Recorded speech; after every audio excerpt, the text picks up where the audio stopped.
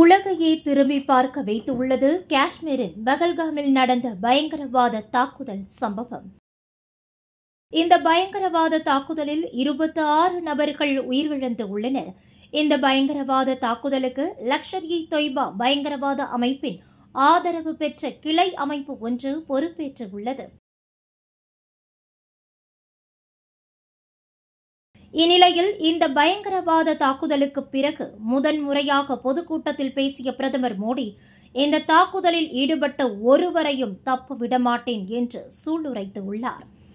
மேலும் தீவிரவாதிகள், அவர்கள் பின்னணியிலிருந்து செயல்பட்டவர்கள், அவர்களுக்கு உதவியவர்கள் என அனைவருக்கும் அவர்கள் கனவில் கூட நினைத்து பார்த்திடாத தண்டனை வழங்கப்படும் என்று கூறியுள்ளார். மேலும் அவர்கள் இந்தியாவின் 140 கோடி மக்களை தாக்கியுள்ளனர். 140 கோடி மக்கள் சக்தி தீவிரவாதிகளை தவிடு பொடியாக்கும் என்று மோடி தெரிவித்துள்ளார். பல்வேறு மாநிலத்தின் மக்கள் இந்த தாக்குதலில் உயிரிழந்து உள்ளனர்.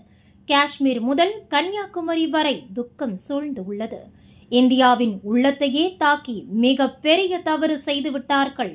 எனவே அவர்களுக்கு மிக கடுமையான தண்டனை வழங்கப்படும் என்று மோடி தெரிவித்துள்ளார். மோடியின் இந்த பேச்சு நாட்டு மக்களுக்கு நம்பிக்கை அளிக்கும் வகையில் உள்ளது. Friends, today from the soil of Bihar, I say to the whole world,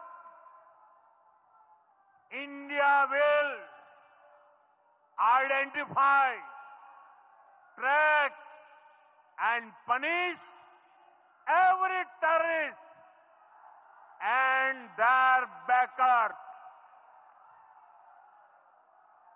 We will pursue them to the ends of the earth. India's spirit will never be broken by terrorism. Terrorism will not go unpunished. Every effort will be made to ensure that justice is done. The entire nation is firm in this resolve.